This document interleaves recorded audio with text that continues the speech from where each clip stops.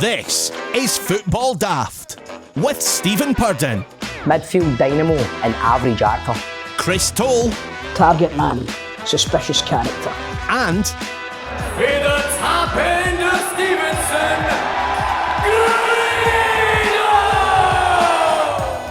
Grado! Welcome to Football Daft, the daftest Scottish football podcast around. My name's Stephen Purden, and completing the lineup, we first welcome a man who has went Twitch daft. He has set up his own channel where you can watch him fly planes on his flight simulator, and my wee boy Leo thinks he is now a pilot. It is Captain Grado. How's it going? Captain Grado is cheap plug here, www.twitch.tv/Captain Grado. If you want to see me, I'm going to be flying tonight. I think I'm going to be taking a wee flight down to the south of France. I might be hitting across to Belfast and we'll land at Glasgow Press Week about 2200 hours. So catch that on Twitch, man. Just sitting, watch me fly, man. Getting about it. Tidy. Magic. I'm going to do it. And now let's introduce a man who continues to languish in anguish and despair after Celtic's recent results. It's Chris Toll. My producer wrote that. Your producer wrote that. Chris, I'm sorry, mate. I didn't. That's not me. Listen, don't fucking worry mate, about it. what I done there is what we say in the industry. I just played the page, mate. I played the page. Listen, I know you're a man that knows his script, Stevie. So Aye, I played the page. Don't worry about that. But listen, I'm fine now. I know we've had a fucking terrible few games and stuff like that, but I'm absolutely buzzing today, to be honest with you. I'm really looking forward to this today. Let's get into it, boys. Let's get into it. Scottish football, right? Let's start, since we're talking about it. Neil Lennon says there is no justification for his job to be under threat as he has rallied against the hysteria over Aye, man, it was God, they didn't hold back the old press yesterday at that press conference, didn't they? And I think Lennon was out to make a point big time. What did you make it, though? I think that he either needs to shoulder the blame for this or admit to the fact that the players just aren't performing at the levels that it should be. He's come out and he said that the players are getting undue criticism. A lot of shite. He's saying that we're disrespecting the players. A lot of shite. The players are disrespecting us because they're going out there, they're not getting 100%. And it's fucking embarrassing. So whose fault is it? Is it either the players or is it Lennon's? Because one of the two of them have got to take it. Do you know what? See, no matter whose fault it is, if it's the players' fault or it's Lennon's fault, we'll never really know. But the buck always stops with the manager. The players always win, and the manager's the one that will always fall in the sword. Do you know what I mean? So the thing is, Stephen, he's the man putting the players onto the park. See if they're not doing it, switch them out for players that are willing to fucking try. Mm-hmm. What about Duffy? Do you think he's been getting it tight the last couple of days because he's just been on everybody's memes? He's been getting a lot of slack everywhere. What do you reckon about it? Do you think he's just gone through a wee kind of phase of this just now? Are you confident he'll come back and play the way he did when he first came? Again, at the time when he first came, and I mentioned to John, and I said it on Celtic Daft as well, I didn't think he was going to be any good. Right? He got after a flyer, but again, you need to then address the fact that the two teams that he played well against. You know what I mean? Anytime he's come up against anybody that's willing to ever run at him, he's fucking all over the shop. See, as long as balls are coming into the box and he's able to attack them, that's fine. See, when the ball's on the deck, he looks as if he's never seen a fucking football before. That goal against Aberdeen at the weekend there, the Aberdeen second goal. Oh, mate, when he's trying to clear the ball. I would have hooked him. I would have took him off after it. Right, troops, also this week, the new technology introduced by a friend of the show, Mark Miller, had a little bit of a hiccup in Inverness on Saturday. The Pixelot technology is set to track the movement of the ball with automated cameras, but unfortunately it mistook the linesman's baldy head as the ball and followed him instead. Cali Thistles came against air. I think it thought the baldy napper, I think it thought was the ball. So it kept flowing. Is this on internet? It is. The Inverness, the guy who's doing obviously Inverness TV, the commentator had to keep apologising because the camera was following the linesman. So if you're a baldy linesman, are you going to have to wear a hat or something like that when you're? You're not ready to go for the game, man. No, but Pixelot technology's happening today, mate. You're going to put a hat on me or doing That's amazing, man. I need to see this. Right, so on the show today, we welcome current Dundee United and former Aberdeen and Motherwell centre-half Mark Reynolds. And the Legends Lottery has been sensationally axed after the failures of Chris Toll and the fact Grado ended up getting a parrot on. And now producer John is back with us. I'm sure he's got got a something to statement. say What on has this been matter. happening? What has been happening? I take 1 week John, off. John, do you know what, John? Let him Put them in their speak. place. Put them in their place, John. Put them in 1 their week place. off, They've been- right? they've 1 been week off, right? And then I'm listening to the podcast last week. I wonder who Chris has got in the Legends Lottery. I'm really looking forward. He doesn't let me down normally. And then I get this sob story about people pulling out and, it was they had Arbroath. The had word- a- the- and The then word week anxiety was before- used. The week before, I turn on and there's a fucking parrot on. Now you've heard the expression "jump the shark," yeah? Have you heard that expression when someone? Aye, I've heard that a few times. Aye. So the Legends Lottery has sensationally jumped the parrot, I think, right? So, but then I'm getting so Stephen gave me the heads up saying, by the way, I think you need to get onto this because the Legends Lottery doesn't look like it's happening. He's saying Chris is getting anxious over it for a start. Listen, mate. Hold on. Right, hold on. Sorry, I don't. Right, on you go, John. Sorry, you were on a roll there. I You know apologise. what? In these days of mental health, Chris, I don't want anyone getting upset. I don't want you running to the Samaritans and saying, I couldn't get Hamish Angel on the Legends Lottery. So, do you know what? We're going to have to let it go. So, Stephen, congratulations, sir. You won the Legends Lottery. But by the way, can I just say, he's slagging this Mr. Chow. I got a tweet this morning 10 hours ago because he's replied to my flight simulator post and he went, you've obviously took inspiration from the amazing guest that was Mr. Chow and now wants to fly. Man, that parrot touched us all in some way. Great guest. Well done, Grado, for following your dreams. By the way, I'm going to say something. I don't think Mr. Chow can fly. There you go. He can't do fuck all else that folk claim that he can do, can he? Oh, Christ, do you know what? Let's get him back on for another interview, shall we? We'll find out. Look, Church, never fear though. We've got a brand new feature as we trial the open line.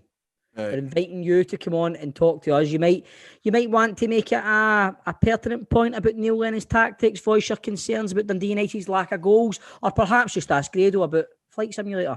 We'll also be checking out a new way which you could be bookie bashing. And on the big question, after Roof's goal, we ask, what is the best goal you've seen your team score? Yeah, I'm going to get a beer because I won the Legends Lottery, man. Well done. Congratulations. Well done, mate. I was second, but I'm delighted. Tented title.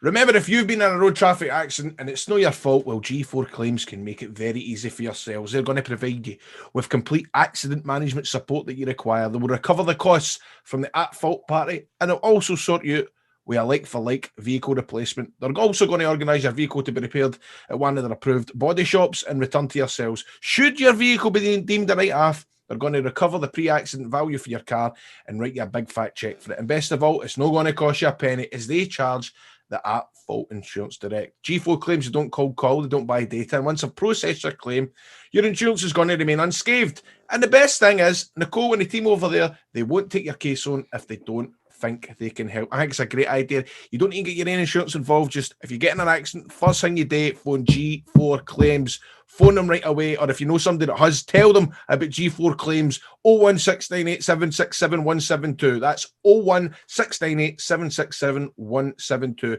Alternatively, you can get them on the website, notatfaultclaim.com, or find them on social media at G4 Claims Limited. G4 Claims, not at fault claims. Made easy.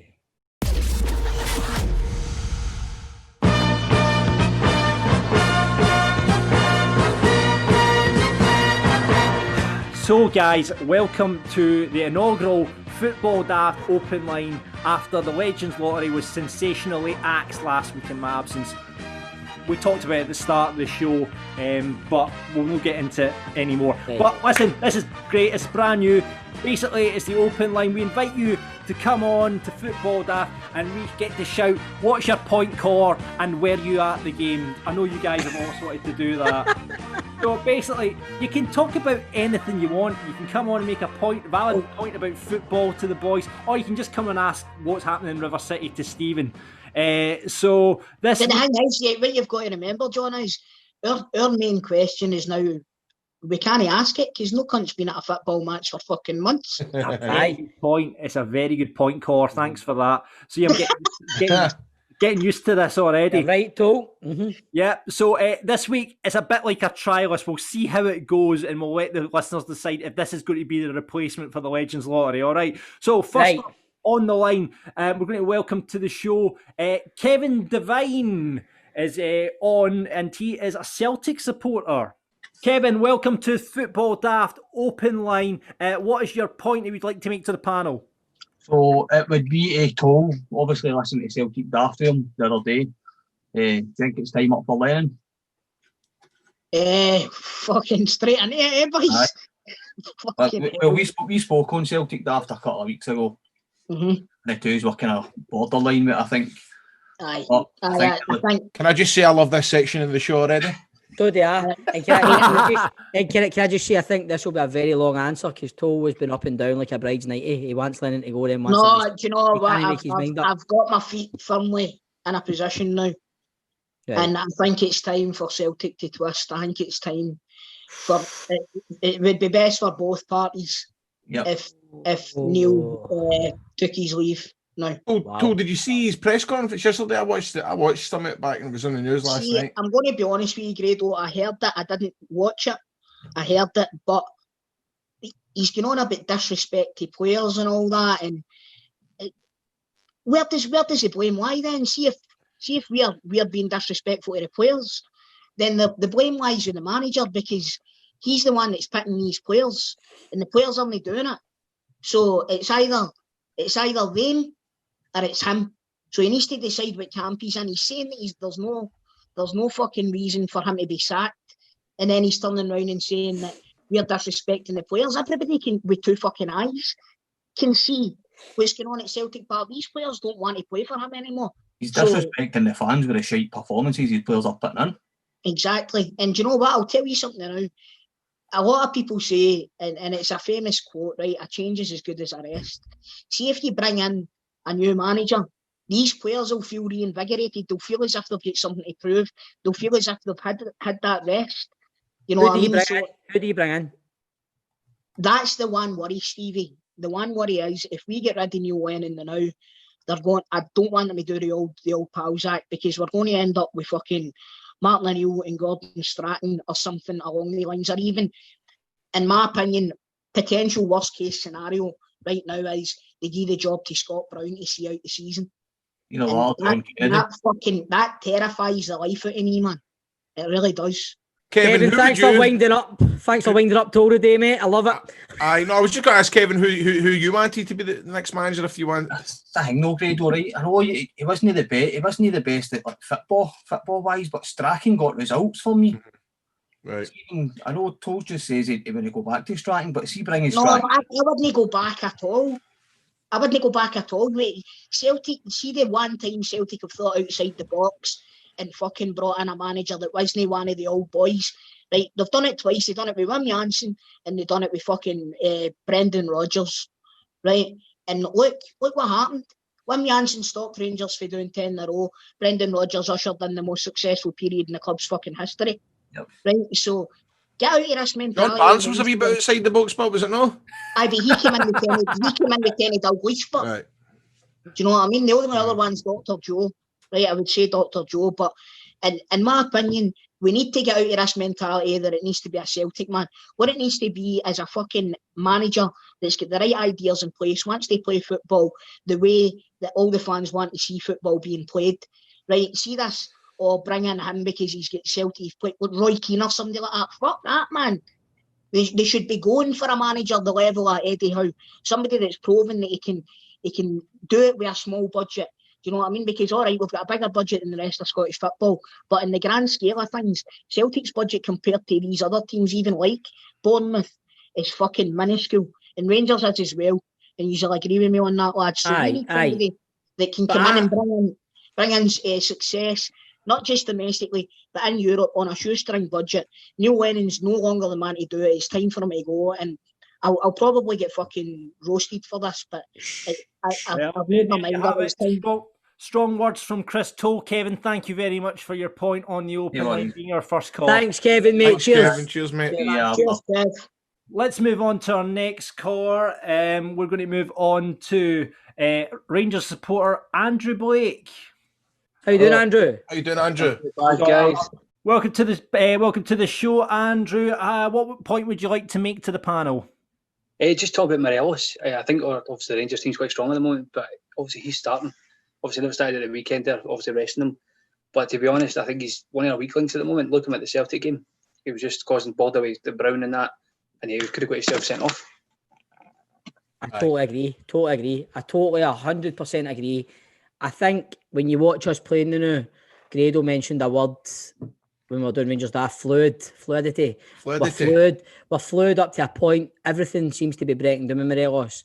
Any striker that's no scoring goals or having an impact in the game has to go back to basics. But in my opinion, Morelos, he can't even do the basics right now. And I think at the weekend there, the best thing we done was rotating the squad and taking them out. He needs a goal. He needs something to drop from, but it's not working. Took out the team. And in my opinion, he should be a bit worried because if Kemar Roof does get fitter and get his fitness up to a point where he's match fit, he's my number one striker, and Morelos isn't starting for me now. He's a shadow of at the moment. Aye, it is unfortunate for Morelos, but it's fortunate for us that we've got other players that are scoring goals. And hopefully there is a wee bit of competition for Morelos. Hopefully that G's him up. You said, Bob, as you were talking about there in Rangers Daft, he needs a goal. But we've been saying this for December, he needs a goal. He's scored goals here and there, and it's still been the same kind of... Aye. It's been the same kind of the body language. I can't tell. I can't slate him for the body language. I can't. No, I don't think it's. I think the body an language. Attitude issue now. I don't think it's. It's a confidence issue. It's a confidence issue.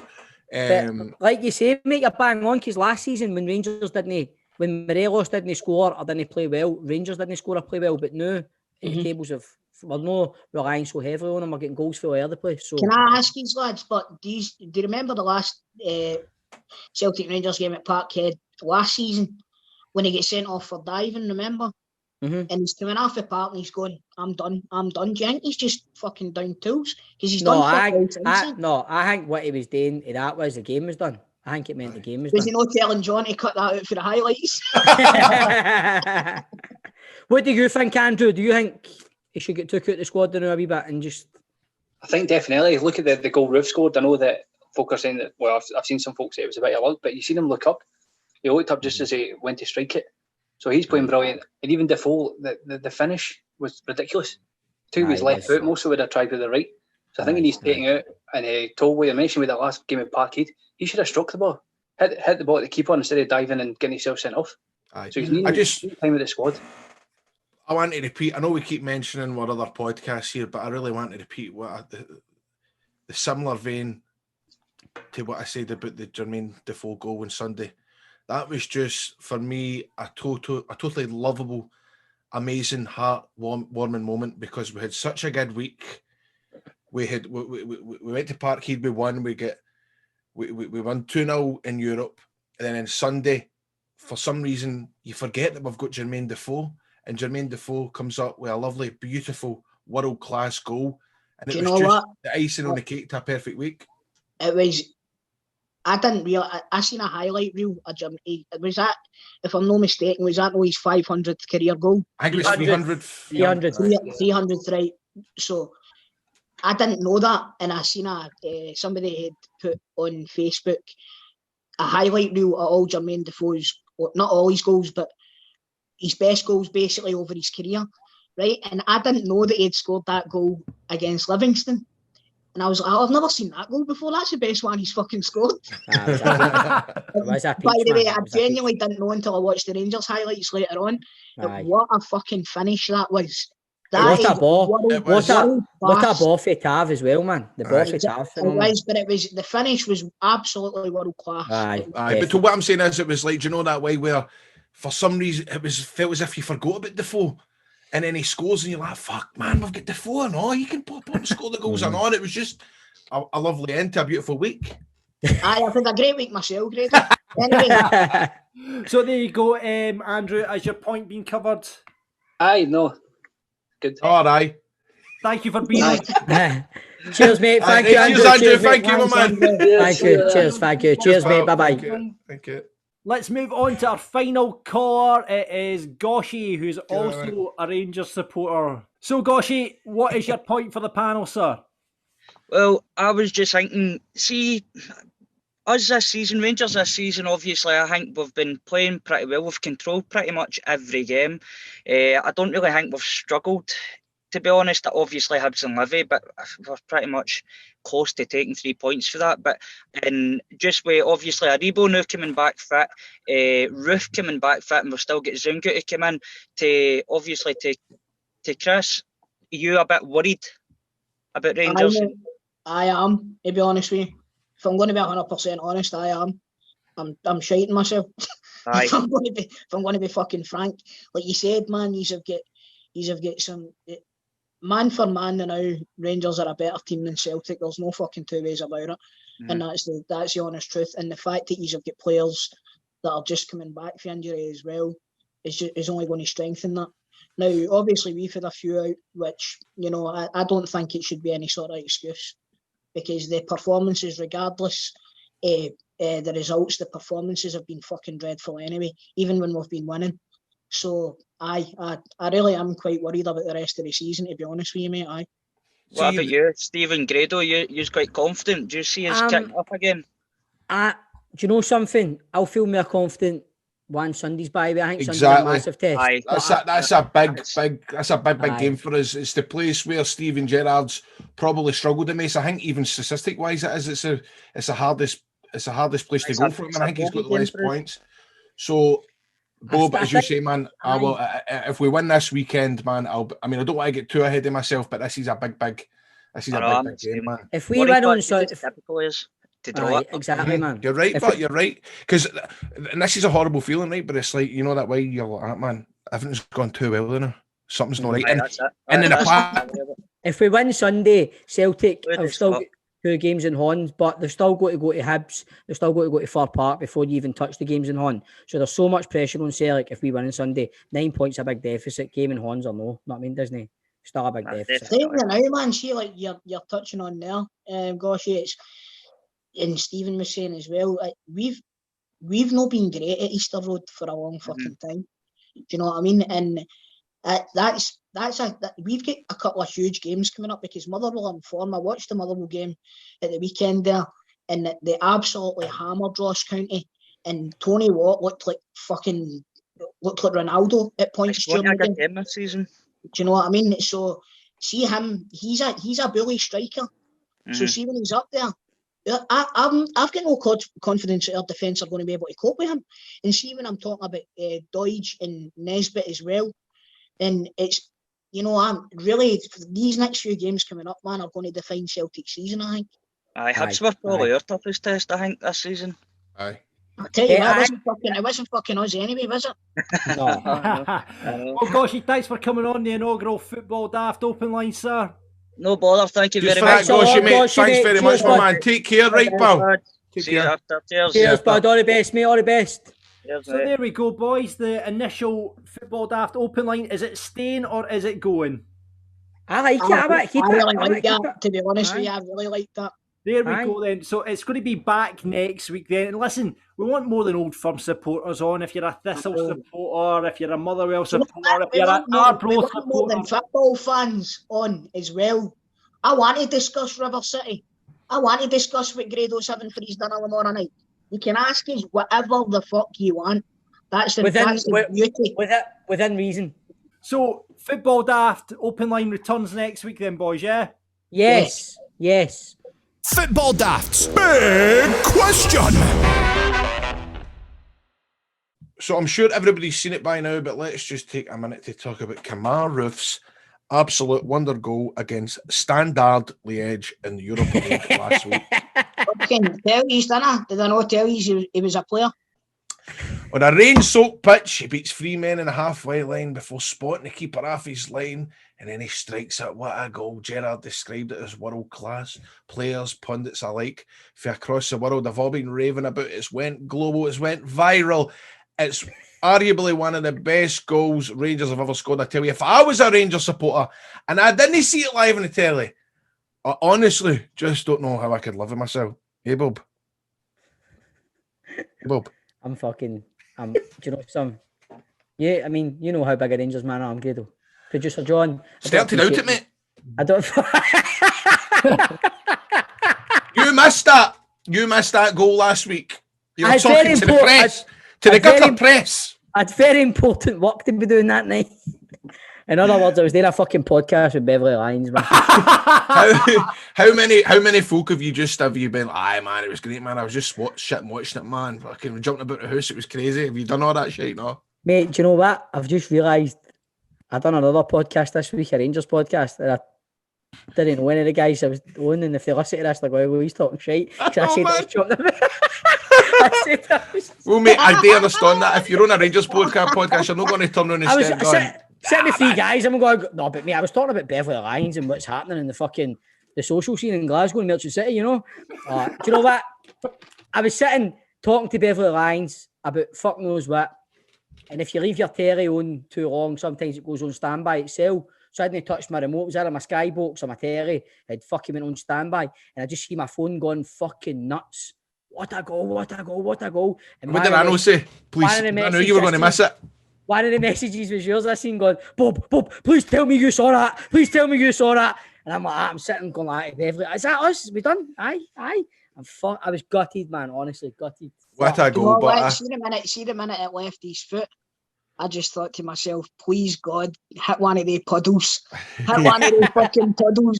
Okay, I thought he was putting it for a corner when he took it. I thought he was putting that out. No, that's 100% deliberate in my eyes. Oh, there's no argument. There's no, man. 100%. You know what? He's hanging me. He's fucking what a goal, man. Do you know something? It's not just like the conditions that it's in. Right, aye, exactly. It's the other ones that we've seen before, like Wayne Rooney and David Beckham and all of them. They've been on fucking Premiership pitches. That pitch at Rangers played standard liaison was an absolute shambles. You know, the game shouldn't have even continued. If we're being honest with ourselves, the ball wasn't going fucking 5 feet when folk were kicking it. So it went 55 yards when Roof kicked it, mate. Well, that's it. That's what I mean. That's my whole point. No. Mate, it's why they ones. You've seen Charlie Adam doing it, you've seen Rooney doing it, you've seen Beckham doing it. But Roof's, for me, being biased, obviously being a Rangers fan, but it's where, like Gerard said, it's where he collects the ball. It's what he does before he takes the shot. He takes 3 men out the game on a fucking swimming pool. Do you know what I mean? Basically, like fucking runs with it, takes 3 men out of the game, and then to do that, like you say, Tol, you're bang on. The conditions, everything, it is a fucking world-class bit of genius. And I wish I seen it live. So we've asked football fans who listen to this show to basically tell us the best goal that they've ever seen live. So that was the big question this week on Football Daft. So what's yours, Grado? One that you've been there for, actually been in the stadium? Do you know what? I think that's a hard question. Do you know what? One that sticks out to me is, was it Newman scored an absolute belter goal against Celtic in the early 2000s? Aye. I remember seeing that live because that was right in front of me in Govan Front. That's what instantly pops in my mind. My dad took me to my first Old Firm. My mum wasn't allowing me to go. My dad ended up taking me, and it was I remember it vaguely, but I was there, and I always claim I seen it live, and I did, but it's probably not my dad's seats around a pish. Albert's free kick in the New Year game at Ibrox. I was there. I was at that game in the main stand. I was a screamer and all. It's funny you say that because I was no well, man, and I had to give my ticket away to my brother that day. That was right in New Year, wasn't it? That was a great goal. It was a New Year game. It was a great goal. An absolute screamer. What about you, Tol? It's got to be Larsson's lob against Rangers, to be honest with you. It's got to be. I always think he goals like Nakamura's free kick against Man United and stuff like that. But for the goal, Larsson's goal against Rangers in the 6-2 game was a fucking beauty. I think that's the best goal I've ever seen live. Anyway, Dougie says Simon Steinrod for Falkirk away at St Johnstone. They had scored when Falkirk kicked off and Steinrod went for it for the halfway line and it went sailing right into the net. Were you there for that one, John Boy? That isn't Dougie that said that. That's John that's fucking wrote that. No, it wasn't. This is one of these goals that it's like, you know, when the Sex Pistols played in Manchester, everyone claims that they were there. There was Aye. 80,000 in a 5,000 arena. It was like one of those ones, but no one's really seen it because it was Alex Totten, who's the manager of St Johnstone at the time, is now a legend at Falkirk. He taped over the goal, like with Neighbours or Coronation Street or something like that. So We need to get to the bottom of this. I want to know I want somebody's got coverage of that somewhere, and I want Simon Stainrod. You can't get it. Alex Totten taped over it. I want Stainrod and I want Totten on here. I want to know what Totten put on that video. There's some that this goes deeper. There's a story here. There's a sensational story somewhere here. I'm telling you. Well, you know something, John? What? I was ill that day. No, you weren't. I'm only joking. Hey, Gary says Ian Jardine scoring from a free kick inside his own half for the Buffs. Pretty sure if the keeper hadn't got a hand on it, it wouldn't have counted as it was an indirect free kick. Am I right, Grado? That is correct. I wasn't at that game, but my father came back. I can't remember who it was against. I don't know if it was the Meda. But folks spoke about that for a good wee while. Ian Jardine, man. See, when I remember Ian Jardine playing football. I felt as if he was about 55 at the time or not. He was a big centre half, a right kind of old guy, man. But I think he played with Kelly as well. But I'm going to find out more details off my dad for that, Gary, and we'll get back to that next week. We've got Mark here. It says Lucas Jutkovic equaliser for Motherwell against Hibs in the 6-6 game. Van Basten, like he says, but that was as close to Van Basten as I've gotten. It really was. Definitely, man, definitely. Stephen says Koulibaly's goal against Celtic for Kilmarnock. That was the one for about 45 yards, man. Yeah. Right. Dougie says Colin O'Neill in a 1991 Scottish Cup semi-final replay for Motherwell against Celtic, 35-yarder into the top corner, was in the director's box at Hampden on some comps and got into trouble for going absolutely mental. John, you've said something here. I don't know if it's been one of John's famous mistakes.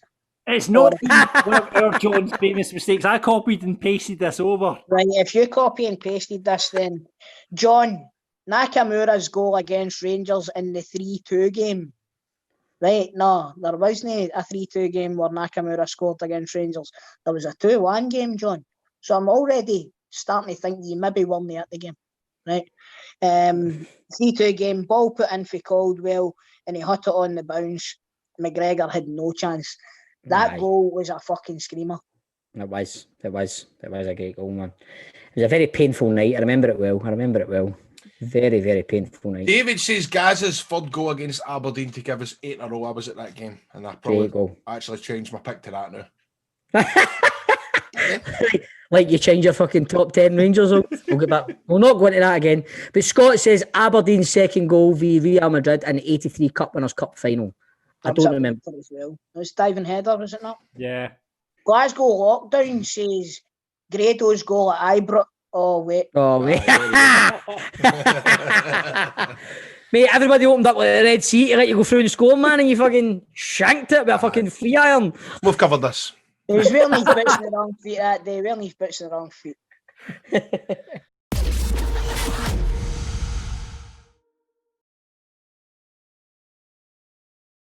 Now, listen, everybody hates when you've got to cut them down. You know, there's always that one team that lets you down when they concede a last-minute goal. For me, last night, it was a goal. I needed a goal, one more goal, and I would have had a few £100 in my pocket. Real Madrid fucked me. But here at Football Daft, we want to help you out with this in a brand new way to beat the bookies. TradeMateSports.com. It's a new tool for sports traders that calculates the true odds of a sporting event and signals when the bookies make mistakes so that you can exploit them. And coming on to the show to tell us about it just now is straight from down under, actually, all the way from Australia. It's the marketing manager of TradeMateSports.com, Alex Vela. G'day, mate. Sorry. Cheers, mate. Sorry, that's terrible. I apologise. It's got to be done, though, mate. It's got to be done. Well, listen, Alex, tell me a wee bit more about TradeMate Sports. Yeah, so TradeMate Sports is a value betting software. So I guess a lot of people are probably unfamiliar with the term value betting. I guess I probably best to just dumb it down as much as possible. It's just about betting on deviations between bookmakers, so different betting odds. So I guess the the easiest example is the coin flip example. Heads or tails, the odds on either side should be 2 in odds. So 50-50 is your chance. And what value betting is we're just saying, like, imagine if for some, I mean, let's just say the coin is completely equal, like there's no chance that it's weighted unevenly or anything like that.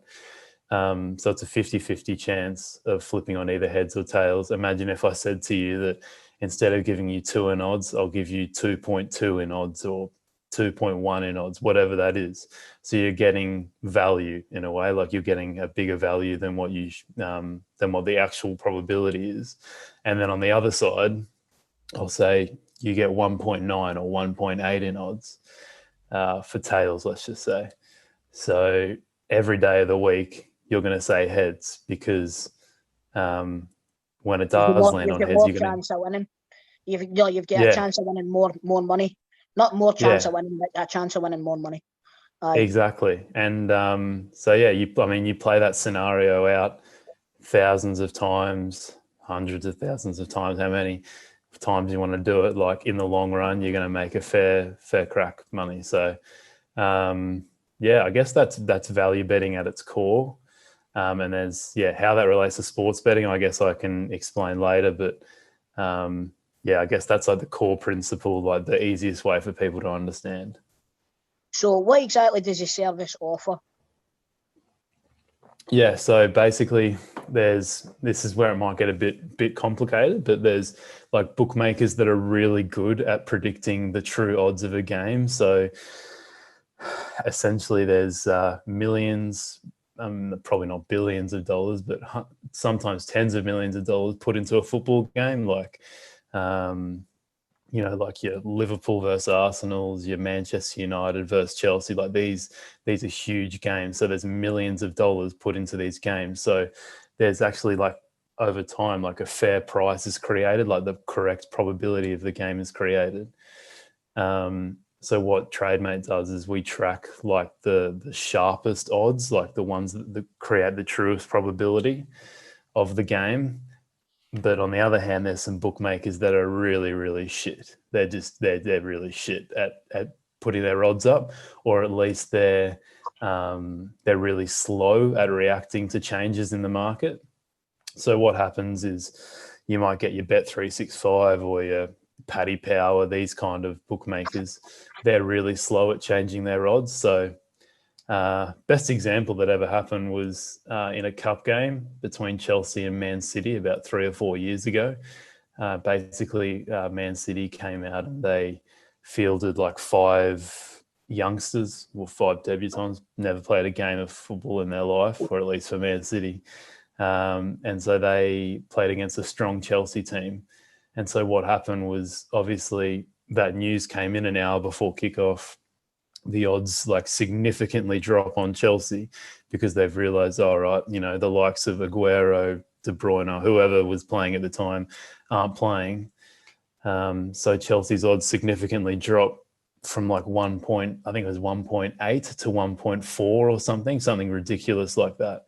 And so what happens in that scenario is our customers get an alert saying, look, Manchester or Chelsea are at 1.8 in odds here, but their real probability of winning is 1.4.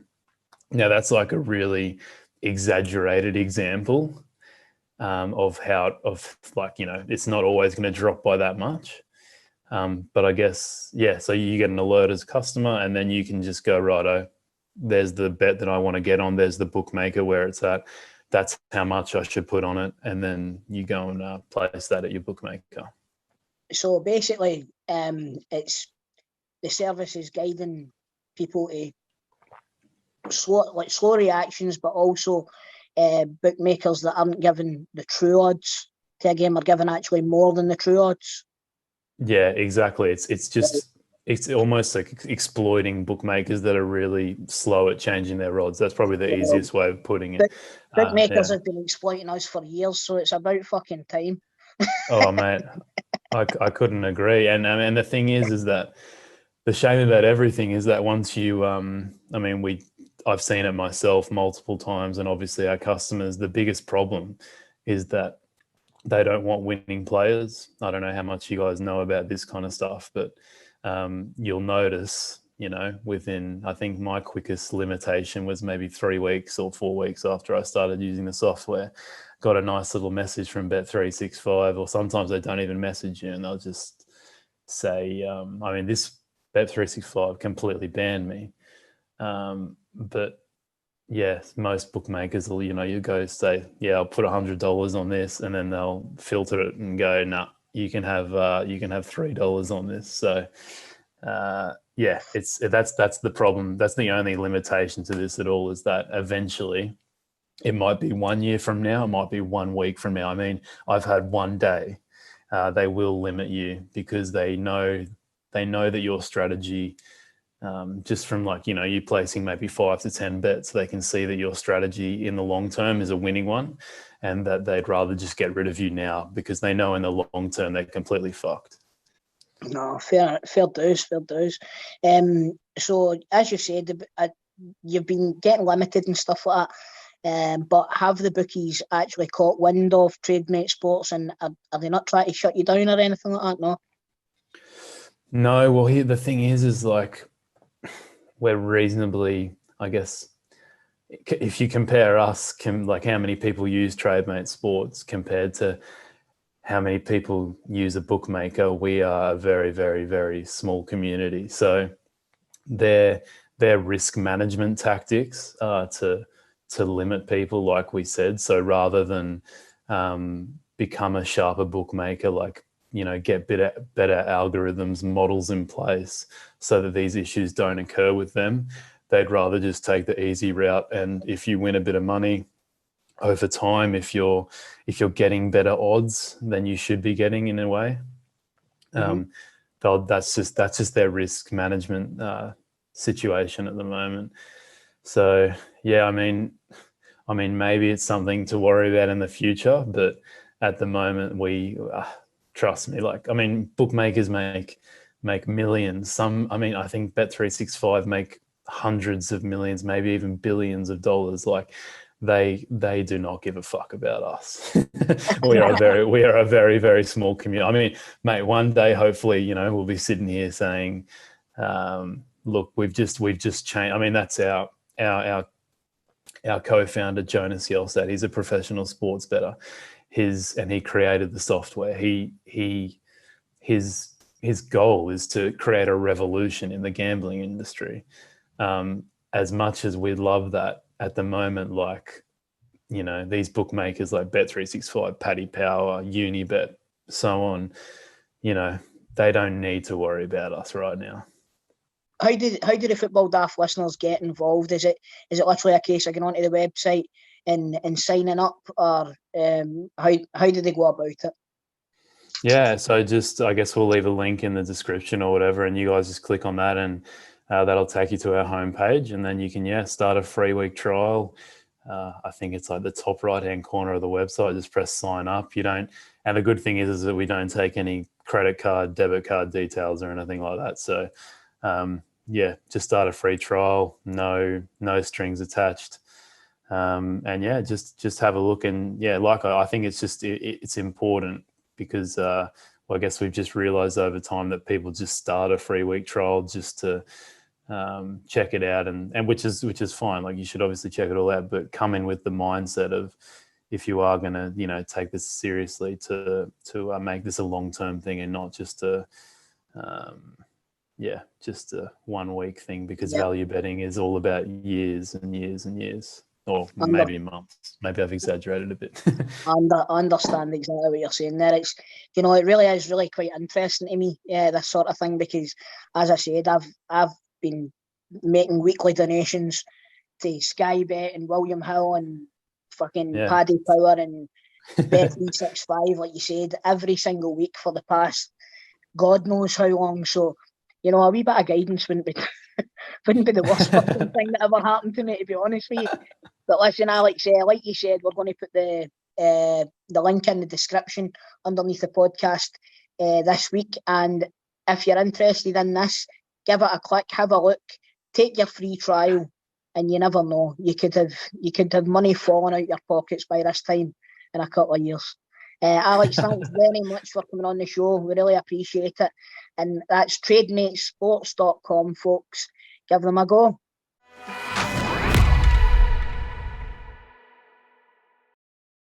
The Pro Set Playoff is back, ladies and gentlemen, and it's got a brand new sponsor. Have you boys heard of piesports.com? Yes. We've spoken about them a bit before. They're good, aren't they?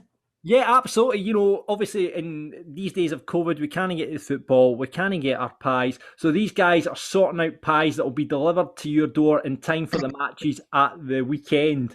And when are we getting our pies? When are we getting our free pies delivered?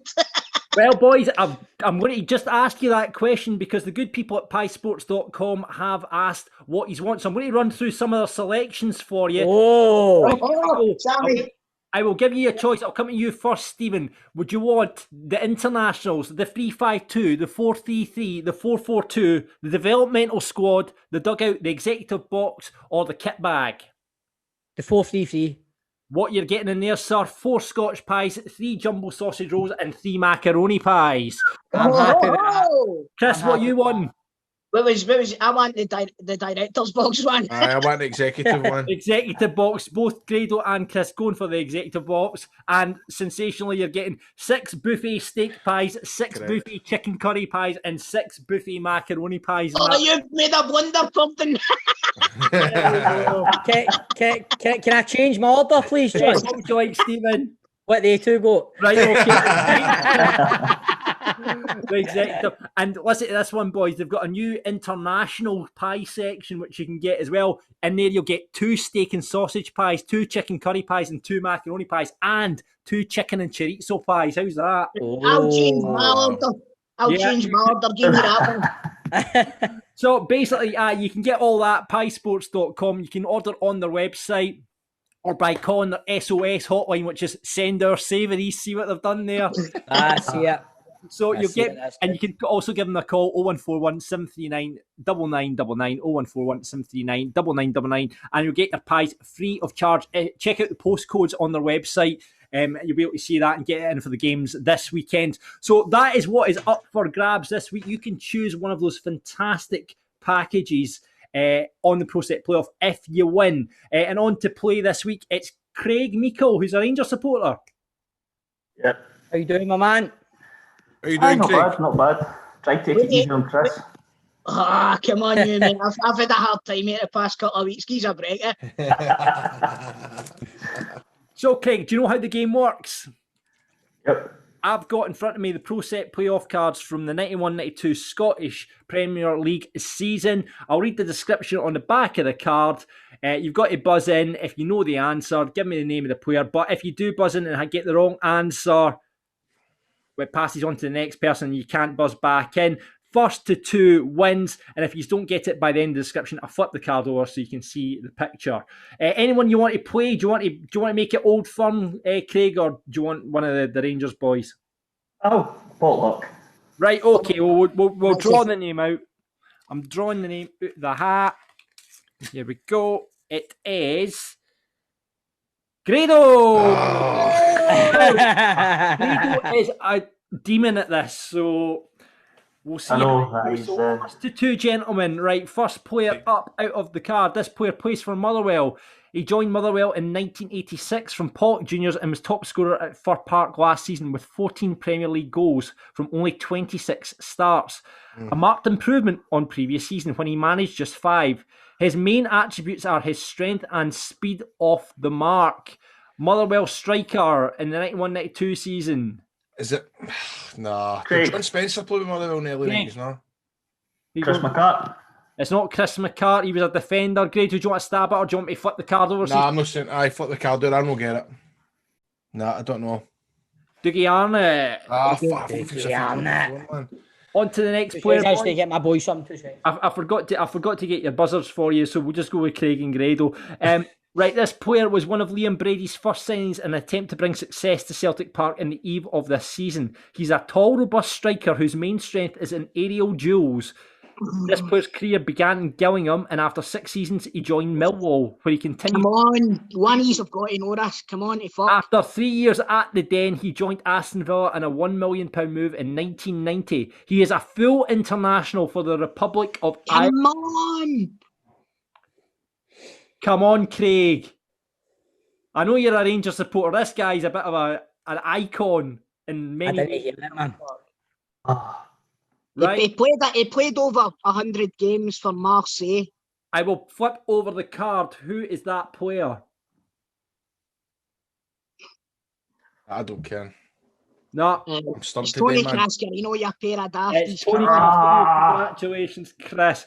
Oh my word. Hopefully you'll get this one, but it is another Celtic player. This player is now enjoying his second spell at Celtic since making his league bow in 1980. After 3 seasons, he left to join Arsenal and spent 5 Grado! Grado. Is it Charlie Nicholas? He's Yes. sitting there thinking, and it is Charlie. Sitting there thinking. On a wet weekend. What's the score? 1-0 Grado. Oh, we're struggling today, Bob. We're Let's struggling get back into it. Next player. I think we've had this one come out the pack before, but we'll go again. This player spent 9 seasons as a regular first-teamer with Celtic before a surprise move to the crack German club Borussia Dortmund. Grado. Murdo McLeod. No. It is Murdo McLeod. 2-0 Grado, Craig. I'm afraid there's no pies for you this weekend, my friend. They're all going to Grado. I'm still rubbish, that's why, because I just think, aye, well, I'm saying that. It's a belter. Well, Unlucky biggin. Thanks for coming on and playing. Right, Craig, now you know how I've felt for the past 3 fucking games, you bastard. I know, he's sitting in front there with all the answers, I bet you. I'm not, man. Just me off to ride all that. Outrageous. Assault. What you what them? Always cheated, never defeated, Craig, eh? Exactly. There we go. Accusations, man. Accusation, that's the one I'm waiting for, Stevie. Cheers, man. And remember, if you want to get pies, get on to piesports.com and get yourself sorted out for the games this weekend.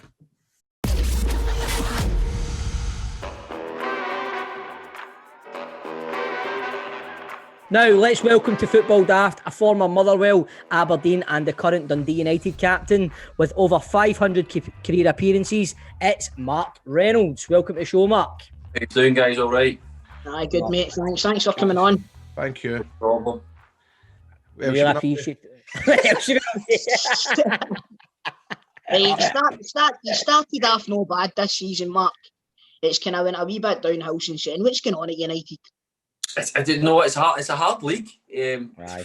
Last season we were the favourites with the strongest squad with the best players, and we were expected to go up. Obviously, we got the tainted title with COVID, kind of cutting the season short early, and we got promoted. But we knew it was going to be tough. And then again, this seems, I don't want to turn this into a COVID-19 talk, but it's put a lot of restrictions on us, and we wanted to bring in a lot more players, wanted to kind of change things up a bit, and it's just not happened. But the Scottish Premiership's a good league. It's got good players and good teams, so we knew it was going to be tough. And we're just finding our feet. And then again, you take all of that, and then your manager decides that he wants to go to Hearts and just leaves after 3 seasons. That throws a spanner in the works. That was a shocker, actually. That was a shocker, man. How did you know about that? But the thing is, in football, you guys know, like, there's always rumours and there's always things kicking about, and there's always kind of, you hear a rumbling or you hear this or you know what I mean, that, and it builds steam, and then it kind of either happens or somebody will tell you something. Sunday morning, I think my dad texts me saying, "Oh, see your gaffer's going Hearts." And I just my dad reads the papers all the time, like, and everything on the internet, and no matter who the guy is, this guy knows. And I'm like to him, like, Dad, no, like, I've told you this before, like, stop reading the website, stop, like, I would know, like, something would have came it. He's like, well, it's on the papers. And by about 3 o'clock, we get a call saying Zoom call at 5. On the Zoom call, yeah, the gaffer's away. We were just like, what? And that was how we'd been on, the week before it, we'd been on calls with him talking about, like, a review of the season, how the championship season had went, what we could do better, what you want to see going forward. I'm going nowhere. Aye. And it was like, I can tell you that today, I'm going nowhere. it wasn't even, it was like a 20-minute call. They were like, it was like 3-4 hours for 3 nights that week. And I'm like, but I've just been on the phone. We've got, you know what I mean? We've got a battle plan for next season. There's no chance. Aye. And then that was him. Off he went. How much a setback is that, but Mark? I mean, what's the boys like? You're all in a WhatsApp group chat and all that, text each other going, I can't fucking believe that. He told me last week he was staying. Aye, exactly. Told me he was giving me a new contract. What's happened to that? Like, it was just kind of go. But you know what the thing is? See, because of the coronavirus and that, it was just like, we just accepted it.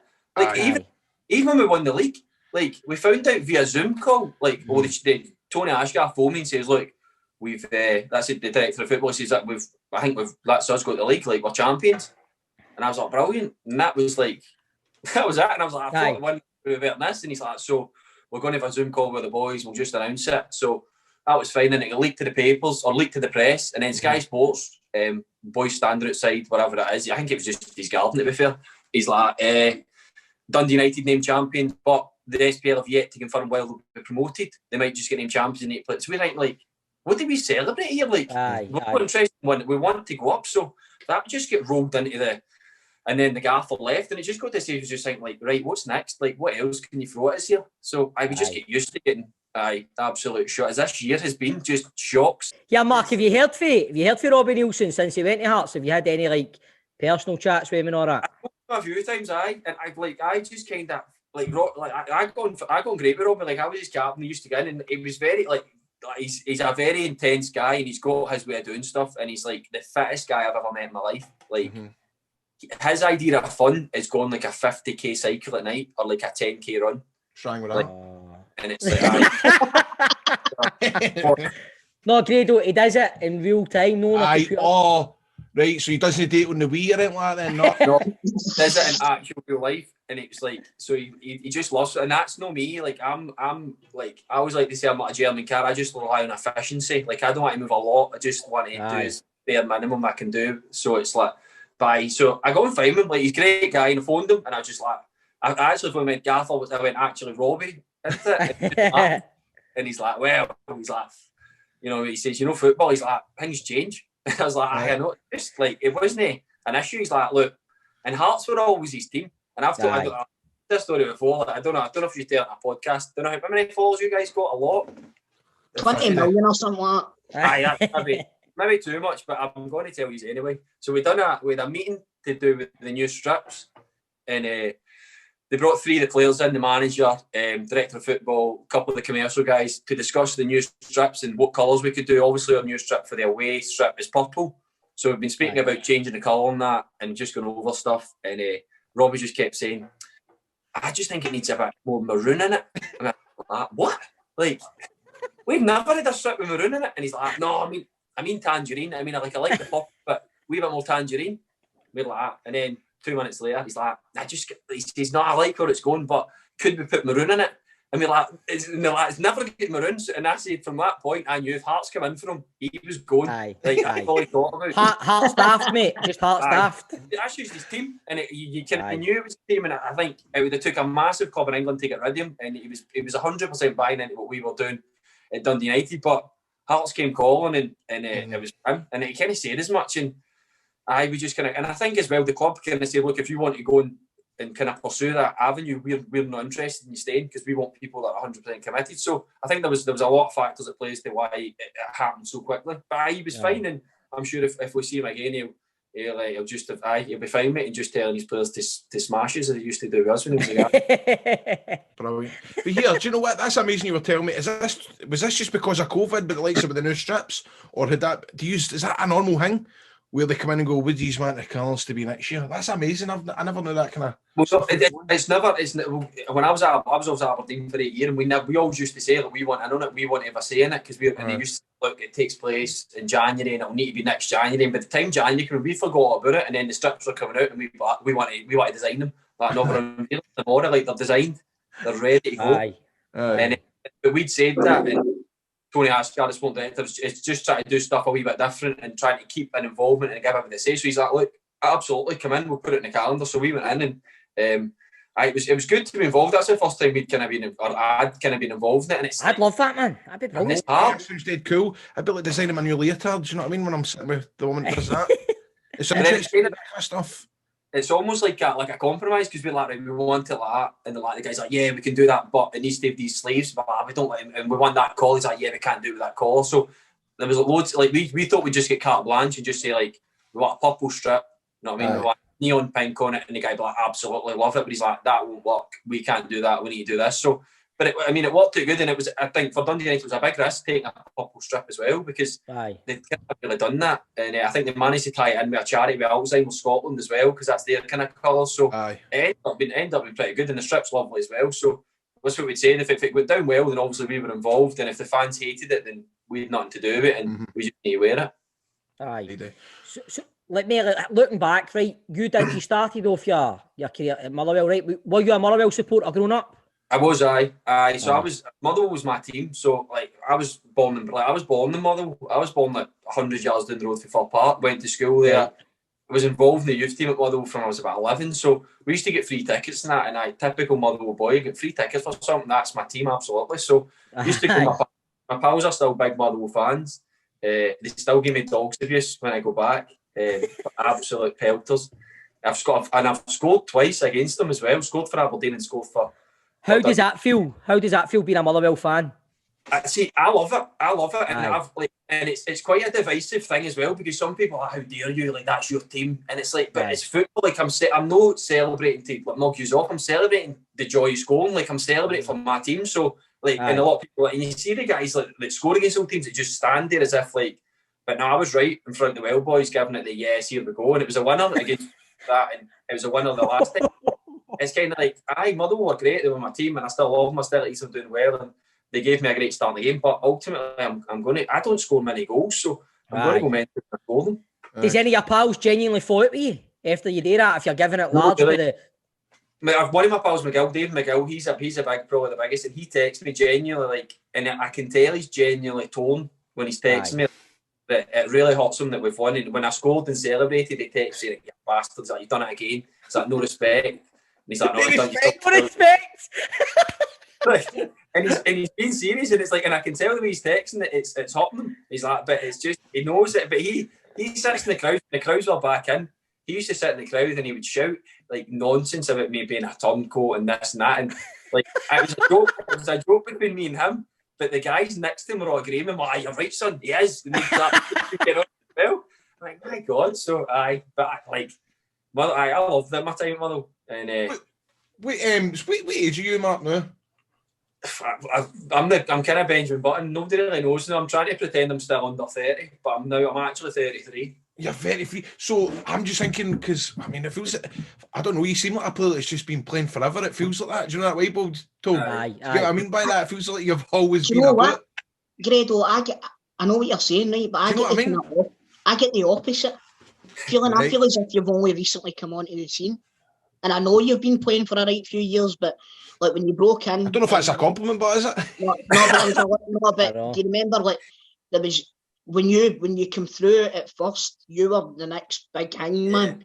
Like there was clubs falling over themselves to try and sign you and stuff like that.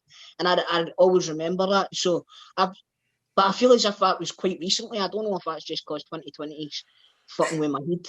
You know what I mean? I remember there was kind of chat. Was Rangers no sniffing about you as well, Mark? Must have been 2007 or something like that, as early as that, maybe. What do you think? Everybody was sniffing about him at one point. I used to be a good player, man. I used to be a hot property, man. Bob doesn't show my two boys, but look, I used to be a bottle. I know Shanks is the main man, but that used to be me.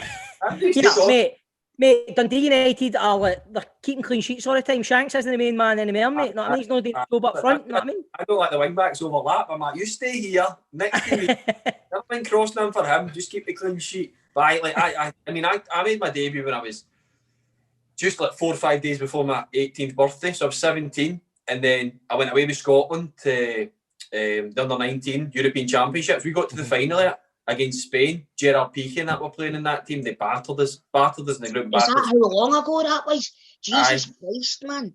So Mark, answer me this, Mark, right? Is Mark McGee the grumpiest manager you've ever worked for? See, no. Right? No. I knew you were going to say that. And do you know what? The boys that had... So I went to Aberdeen after he'd been there, and the boys at Aberdeen couldn't believe my opinion on Mark McGee. Aye. Like... because it was as if we were dealing with two different people. It was like, and McGee done this, that, and they're like, stop talking about him like you liked him. Like, we didn't like him. Like, this was like, so, but because he came in, when I made my debut with Morris Malpass, or Terry Butcher, then Morris Malpass, and then we struggled under Mo, finished 11th, like we missed out in relegation by, I think St Mirren get beat on the last day, and that kept us in the league. We had to win like 2 of the last 3 games. We played Dunfermline. I'm sure we played Dunfermline, and then the last game was St Mirren, right? And one of my pals was in the squad and wasn't getting involved, was getting released at the end of the season. And he said to me before the game, he says, all we need is you and Scott McDonald to get sent off. And then last game of the season, this team gets relegated. And me and Scotty get sent off in the game. I get sent off for ball and Scotty gets sent off for chopping somebody. And the last game of the season, me and Scotty had to watch in the stand. And we got lost 2-1. And then we had to wait on other scores coming through, and we managed to stay up. And then Mark McGee came in after that season and was just like a breath of fresh air. And I mean, don't know if you remember. Tulsa won't remember. He can't remember what's happening yesterday. But we played some good football under Mark McGee. Like, we finished top in the league, 4th in the league, like behind Celtic Rangers. Like, aye. He just came in and we were the fittest that I've ever been. Like, we went to Austria for pre-season and we done triple sessions. So he gets up at 6 in the morning and we ran for an hour. Like, just ran as fast as we could for an hour. And then we get breakfast, and then we trained for another 2 hours, just running again. And then we get the balls out in the afternoon. We'd done that for a week. So we were so fit. And like Ross McCormack, Chris Porter, David Clarkson up front 3 that was just terrorising teams. And he just wanted us to play football. And I was actually speaking to a couple of boys at Dundee United this all week, and I was saying, like, he came in his first meeting, he says, look, I'll apologise to the defenders and the centre halves. He says, you will not enjoy this. He says, because we will score goals. He's like, and if we win games 6-5 or 7-5, he says, that's good enough for me. He's like, I don't care about conceding goals. He's like, I just want to score more goals. And that's what we've done. We just battered teams. And it was like, I love playing under him. It was great. It's like, it's almost as if he's had a different, you saying that there, and I remember Motherwell were such a good team at that point, but it's almost as if now he's got this reputation of being like a grumpy old guy, innit? It's that video. It's the video, mate. You're right, Joe. Get your fucking phone out of my face. Turn that fucking phone off, you prick. Aye. It started doing the rounds with the caption underneath it, I'm a bogus gas man and all that. You know what? I think his time at Aberdeen, because again, when he came into Motherwell, like we just finished 11th, but inherited a good squad of players, boys that were keen, and boys that suited the way he wanted to play. And then he went to Aberdeen, and I've worked under managers who give it we done this at Motherwell. My Motherwell boys would have done that. My Motherwell boys never questioned that. And you think, I don't care about your Motherwell boys. Like, we'll know them. So I think it kind of stopped working from there. And then it just, as you say, just get moanier and moanier. And then it culminated in that video that done the round. That was brilliant. Was that the season that David Clarkson scored in the first 8 games or something? He scored, he scored every game for 8 games in the trot or something at the start of the season, didn't he?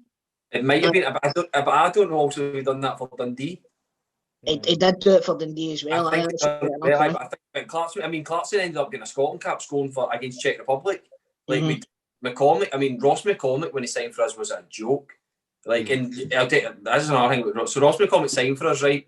And he was still young, came for Rangers, like one of the next big things, and just kind of came to us to get game time. So he kicked about with kind of me and the younger boys in the squad, like with Carl up to train that, and he kept saying to us, like, I just don't feel right, like, I just not at it, like it feels as though something's missing. And we were just thinking, like, this guy's just not adapting to life in Motherwell, because at Rangers, Murray Park is immaculate. I don't know if you've been there, but the setup's incredible. Everything's done for you at Rangers. Like, Rangers is a big, like, massive club in Scotland. He's came to Motherwell, and it's like you're getting a minibus to training, or you're car sharing to training, and we don't have our own training ground. We're just saying, the office just isn't it. So we just like him, look, you'll get used to it. Don't worry, like, these things, it takes time in it. Turns out he had an overactive thyroid gland, and it was like proper, like he proper just couldn't get used to it. Like, and we're telling him, don't go see a doctor, you're fine. It's a minibus, mate. Honestly, that's the best. Eventually, you will love the minibus. Like, it's the best part of the day. And he's actually, the fact is, he's not like, I might need an operation, but they put me in his medication. I swear to God, they put him in this medication, and he was a different player. Like, he was electric, like ripping up for us. And then he kicked on and moved down south. But me and three of my mates nearly got him killed by telling him. Then when he gets his medication, he's buzzing. He's fucking driving the minibus for you. He's not that getting to the games. No, he's running beside it all the way down to fucking. That's funny, man. So yeah, after Motherwell, you've went down south for a wee while with Sheffield Wednesday. How did that come about, and what was the experience like overall? That was like a paid holiday, to be honest with you, to be as blunt as possible. Like, I just never kicked my own arse. The thing is, I had two, like, when I moved to Sheffield, I had the chance to go Sheffield or Swansea, and went Sheffield. It was a huge club, still is a huge club. Right. Swansea were kind of Swansea, after I'd said no, went back-to-back promotions to the Premiership. Right. So, like I just couldn't make a right decision at all. So it was like, that was, but Sheffield were a huge club. League One, should have won it. We're going to, and the thing for me, we're going into the Championship as a big club. A lot of times in England, teams get promoted into the Championship and it's like they'll just exist or they'll float about. Sheffield, but I mean, we were getting 18, 19, 20,000 fans in League One. Mm-hmm. Aye, big so, I mean, everything was fine. Alan Irvine had wanted me for a while, like, had watched me, wanted me to play, wanted me to go down there and do well. And he was the kind of swaying factor, went down there, signed up, all got sorted, and then he gets sacked like a week, 2 weeks later. And it's just like, aye, that's the last thing you need to happen. And then you're now proving yourself to a new manager, and it's just, aye. So just that ended up just being a bit of a nightmare. And then Gary Megson came in, and me and him just didn't get on at all. I wasn't his type of player. I mean, if you look at the players he signed, guys like Miguel Lira, 6'5", Rob Jones, 6'7", Danny Barth, 6'5", like giants. And I was like 6'1", standing on my tiptoes. Set at half, he's like, no. Do you think me and Stevie would have got a game for Megson? Nah, maybe if I put his faith on my shoulders with the three of them. Mate, we still wouldn't be big enough, mate. You know what I mean? No, Dynamite there, but leap like salmons, don't we, too? Aye, unbelievable. Getting back to what you were saying about you nearly signed for Swansea, right? Was the Martinez link anything to do with that, with the Motherwell and Martinez kind of link? Was he the manager of Swansea at the time? No, I think it was Brendan Rodgers that was the manager at the time. Was it Rodgers? I think, and it was his scout that had kind of been pushing it, and like he was kind of. I hadn't spoke to Brendan or really had any dealings with him at all, but the scout says, no, look, he fits in, and Brendan, blah, blah, blah. And it was just more the fact that Alan Irvine had spoke to him and he'd followed us for a while, and it was just, and again, hindsight's 2020, but everything lined up for Sheffield to be the perfect fit, and ultimately it couldn't have worked out, I think, much worse, but that's life. We were talking about it before we come on to interview you, before you come on here, and you were telling us about the media stuff and all that. And it's funny because, like, you're saying you've got the monotone voice and that, but you're on this podcast, you're talking away, you're brand new. Why is it, are you not allowed to get your character out when you're doing these post-match interviews? It saw that, we'll get the 3 points, onwards and upwards, onto, what is it they say again? Onto the next, what is it they always say again? We go again. We go again. But do you get training for that? Like, what's the deal? Is there words you're told to say so you don't put the fit in it, whatever? I mean, usually, at Aberdeen, we used to get briefed before we went in, like, this is kind of the message, this is what the manager said, this is what we want to get across, like, don't say this, if this is brought up, just avoid it. So there is a bit of that, but I think it's just, it's kind of like, I don't know what the relationship is, you just can't be bothered with it, like, you just don't, and a lot of the time, this is just me, like, you just feel as though they've already wrote their story, and they're just asking you, just to, you know what I mean, just to fill and just to give credence to what you're saying, and it's like you feel like saying, like, and a couple of times I used to get in and say, like, right, so guys, what's the story? What do you need to say? And they just laugh, and then they would just get you to do it, and it's like, what am I even here for? But I think you just don't want to get made look like an idiot, and a lot of times you just don't want to set yourself up. Like, there's a lot of times you're thinking, like, no, we were terrible in that game, or we could have battered them, and you don't want to come out and say that, or you don't. I'd love that. What you need to remember as well is, Grado, you gave an interview last week and then they were proclaiming you as the next fucking such and such. You're right. You're right, mate. So you definitely need to watch your P's and Q's when you're talking to them. I do get what you mean. I'm thinking about it as a post-match. Like, it would be brilliant if a player had turned around and said, you know what, fucking pumped him today. I know it's never going to happen, right? But it would be brilliant. But I do know what you mean, totally twisting their word. They totally twist your words, or they take it out of context to make you look daft. So I can totally get why football players they're everything they say is calculated, so they know that they can't be taken out of context. I do get that. And then, because the thing is as well, because one of your young boys done an interview for something, and it was like, The teammates won like best dressed, worst dressed, funniest in the changing room, and somebody put Mark Reynolds, and he said the wee boy said Mark Reynolds, and somebody, and it was on Twitter, and somebody commented on it saying, "Cannot believe that. Seems like a born bastard." That's like you the only time you get to see me is post play. You've no idea what I'm like. Turning it into James Milner of Scottish football, mate. Absolutely. But that's funny because, like, again, I must admit, before we're interviewing you, you're going, what way is Mark Reynolds going to be like? Because we've had football players before that have come and they talk like that, and it was good, and I had a good experience, and we played with. But you're actually kind of vibrant and bouncy, and you know, and full of spunk. Yeah.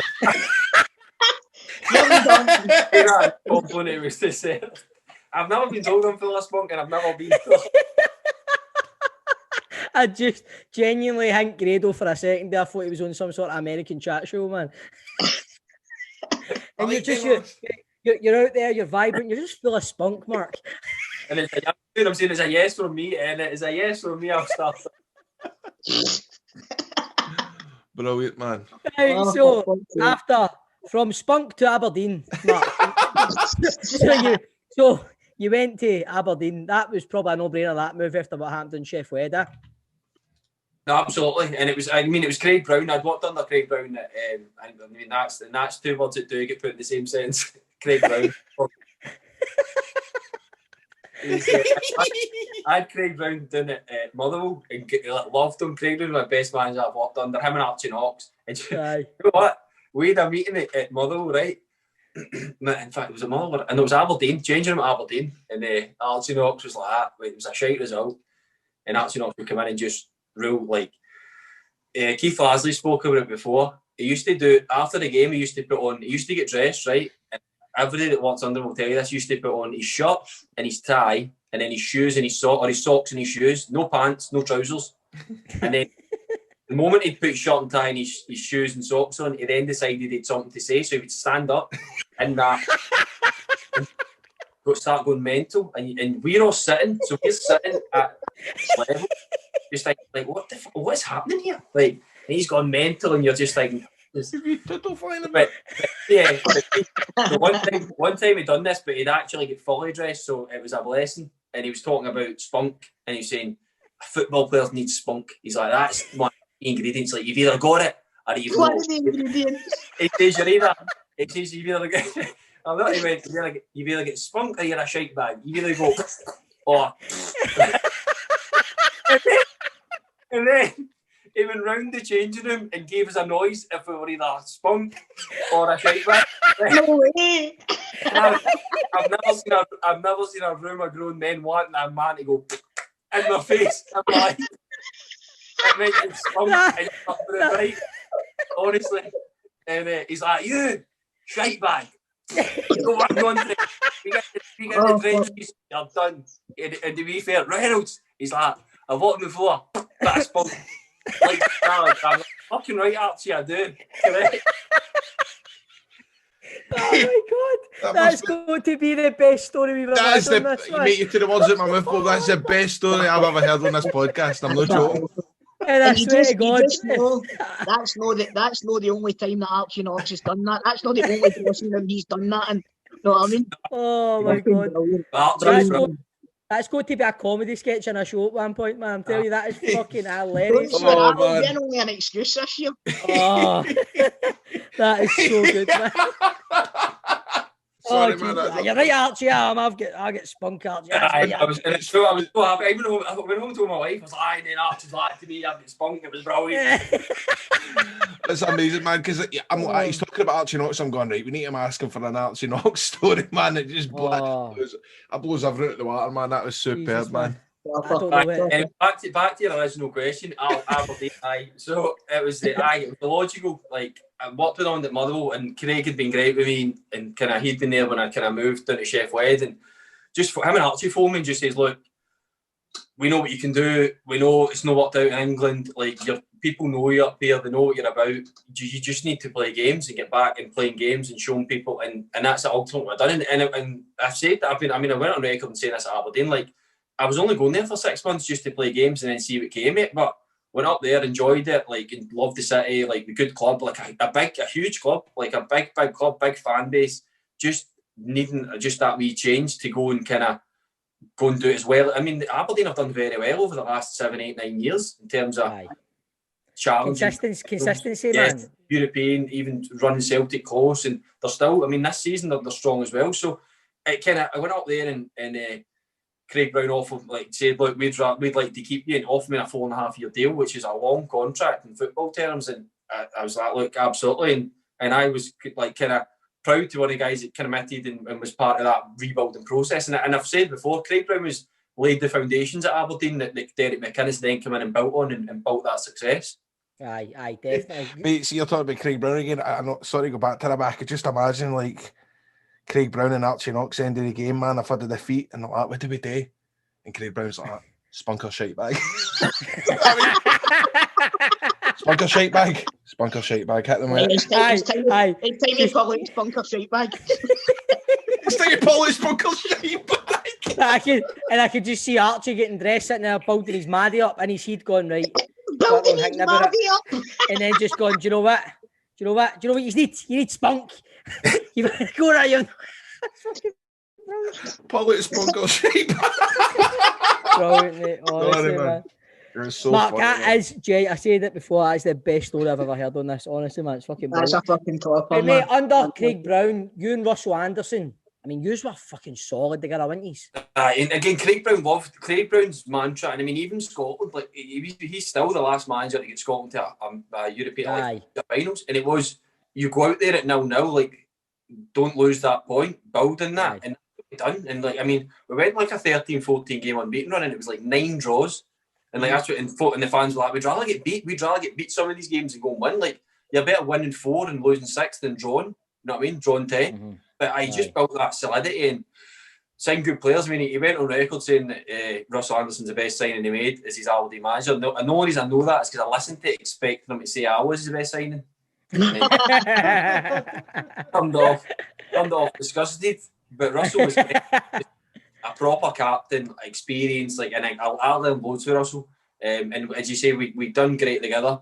Loads of clean sheets, and I just built that a good. Again, most teams are built on a solid defence, and we had that at Aberdeen. And he kind of signed good players, and then Derek McInnes and he's just added that quality and just kind of knows what Scottish football is and knows what the players that we need to get, and it's just kind of kicked on from there. Aye, you managed to get the League Cup with Aberdeen. Was that a career highlight for you, Mark?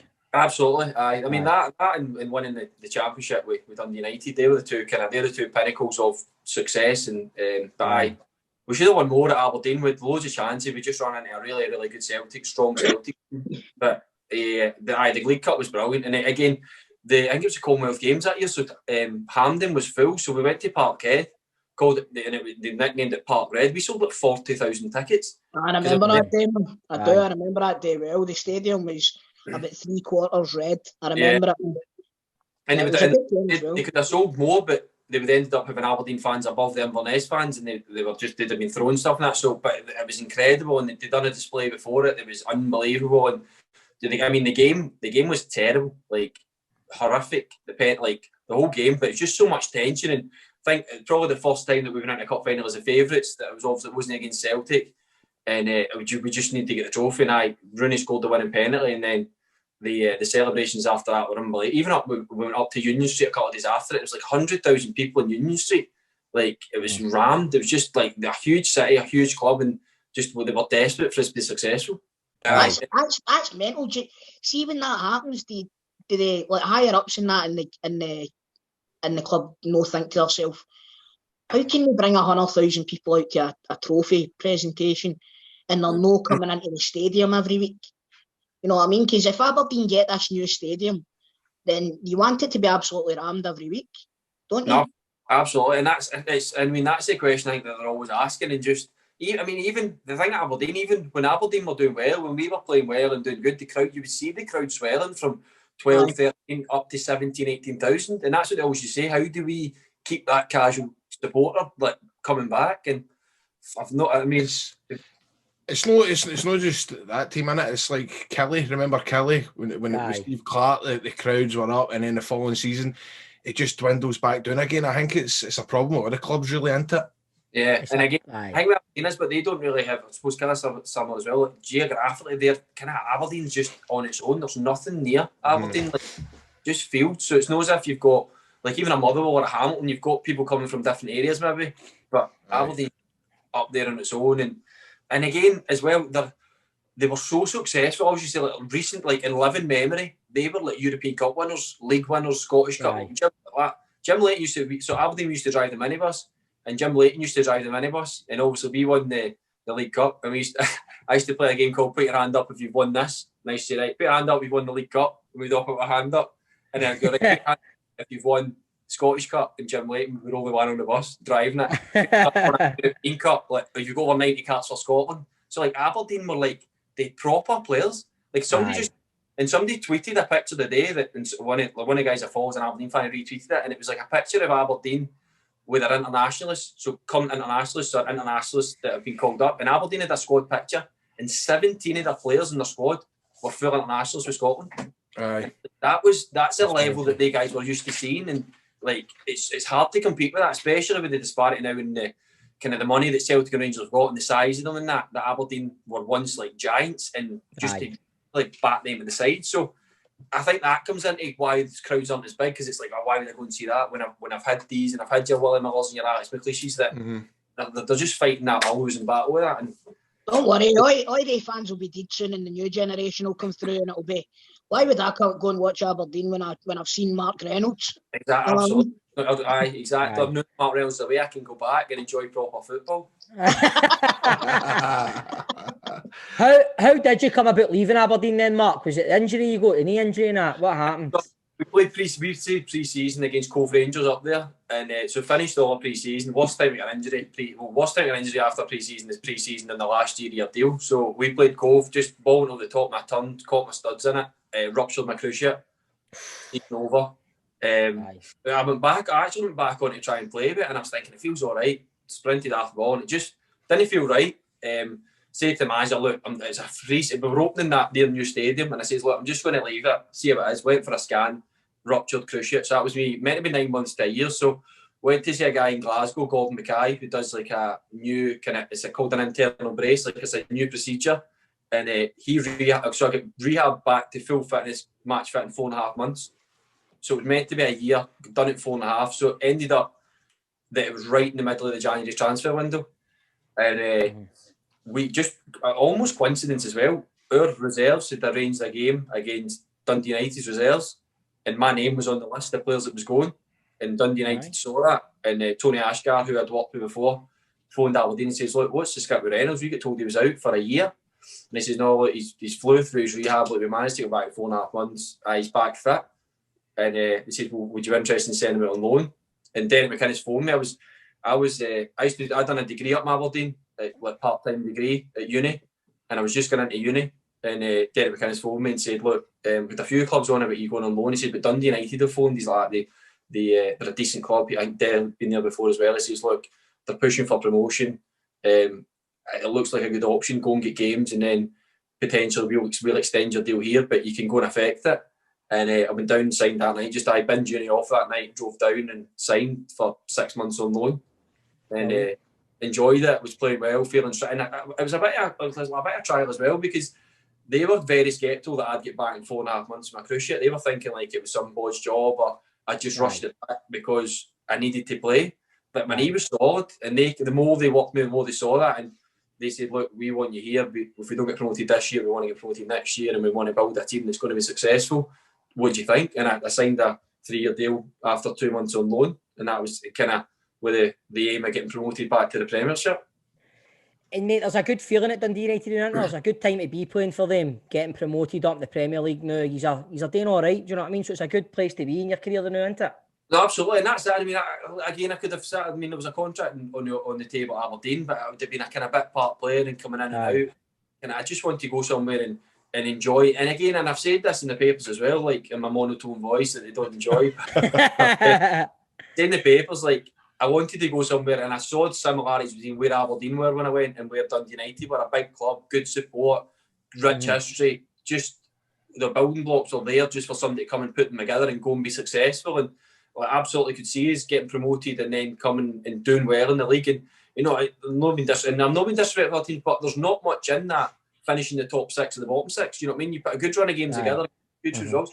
Could be top 6, and your top 6, 5th place gets you Europe almost. So Aye. You know what I mean? There's a chance to go and be successful, and the first step of that was to get promotion. And I think we done, obviously, as I said earlier, it was tainted title, was no finish in the league, but we were running away with it. Like at one point, I think we were 20 points clear, so we would have got over that line, and then after that, it was go on and try and compete in the Premiership. And I think the slight annoyance is that there was bigger plans, but obviously coronavirus has kind of put paid to that, and we're still in a good place. You said there, there's a feel good place, and the supporters are buying into what the owner's trying to do, and the owner's been great, and everything's just positive now. We just keep building on it. What's the new gaffer like after Robbie gone? What's the new gaffer? What was his impact like when he took care?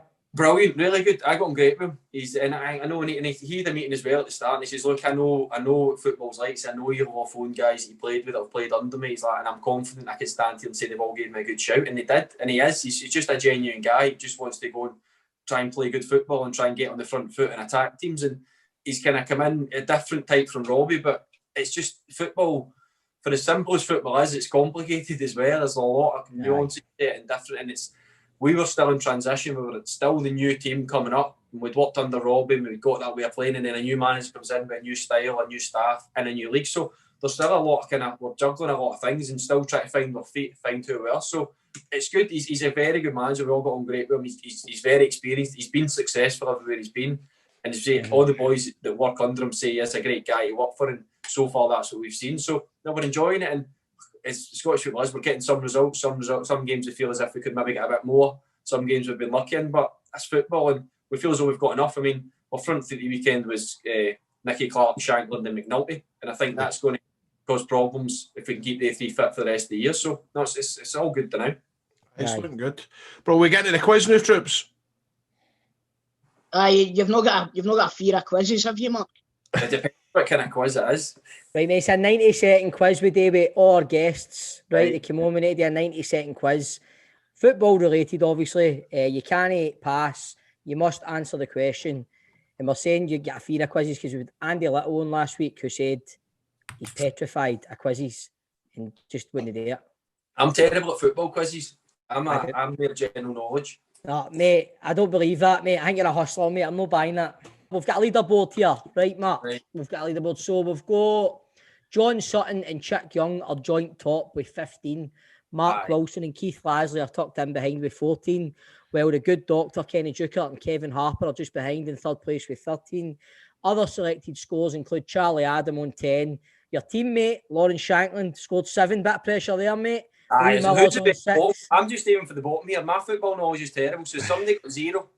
Well, mate, we've got Falkirk manager David McCracken, who's joint bottom with Andy Little, because Andy Little refused to do it. Both of them have got 1 point. But, mate, you canny, an experienced professional campaigner like yourself, canny go back into training, see Lauren Shankland, and see that he's outscored during this quiz. Come on, Mark. You can beat Lauren Shankland. I'm getting there. I do well enough. It just depends what kind of football questions it is. Right. Go for it, Grado, mate. Lech Poznan are from which country? Poland. Name the 4 teams playing in the Scottish Cup this weekend. Aberdeen, Celtic, Hibs and Hearts. Aidan McGeady is currently on loan to which club? Pass. Can he pass? That's the last one I remember. How many appearances did you make for Sheffield Wednesday? 17, 14. What's the name of Stennishouse ground? Oakville View? No, it's not. Who currently tops the English Premier League? Let me check that. Man City. Which Scottish club are known as the Spiders? Queen's Park. What club did Rangers sign Rangers Tavernier from? James Tavernier's brother. Oh, James! Mate, you said which club did Rangers sign Rangers Tavernier? No, I never.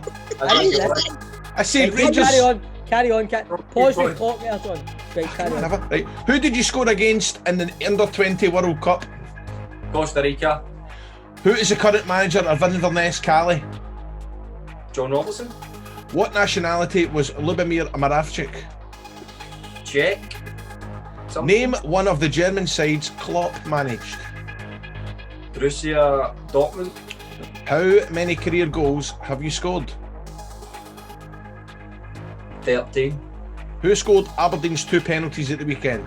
Lewis Ferguson. Time! I think you've beat Lauren Shanklin there. I think so, mate. We'll go through the wrong answers for you, Mark. Aidan McGeary currently on loan to Charlton. Everton are top of the English Premier League.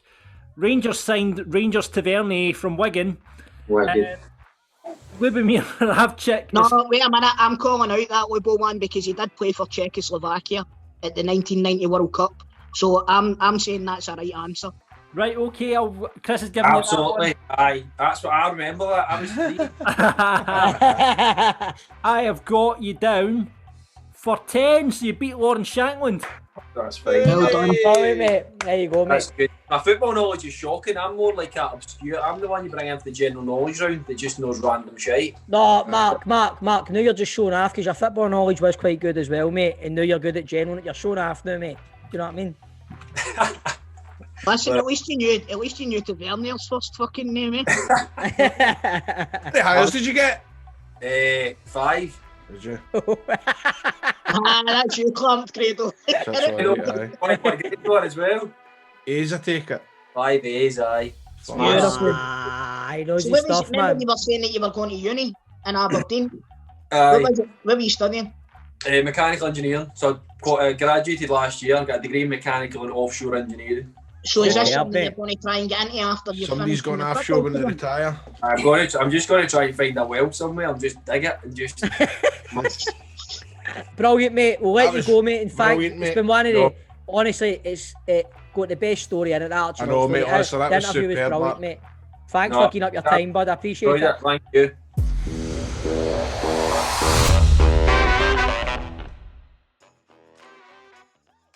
That was a blinding show, and might I just add, Mark Reynolds, one of my favourite guests and my favourite story I've had in this show is my time working here. Telling you.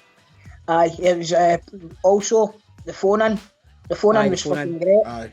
I As think well. the phone in works. I think the phone in works. You I do. know what's got to happen now, but all the punters are going to say it was shite. Yeah, man, there. No, if you want to, but this should maybe, you know, if you're sitting there going, what a lot of shite they were speaking or whatever, then get in contact with producer John and get on the show next week and we'll have a wee blare. Aye, because remember, if you come on, man, you've either there's two kind of people that come on: people full of spunk or people that are shite bags. You know what I mean? So Perhaps one of the callers could come on next week on the open line and ask Chris what his Big Brother story was. okay. Good idea. Do you know Oh, what? yeah, That's a fucker. good idea. So we've not got time to know him to know. Aye, mate, Nah, let's just we'll wrap do it, this, man. I've- I'm off. I've got- Right, boys, it's been a pleasure. It's been a pleasure, man. See you Hey, next go and- week. go and Take get that care. Wayne fed, Stevie. I know, I need to go. Look, he's doing laps now, they're having him. He's starving, Will. Right, trips. Hey, see you later on, right? Take care. Take care. Bye, Bye bye-bye. bye. Chat to you, bye-bye. Bye bye. Oh, right. Bye bye. See you later. Right. Bye. Audio Frontier.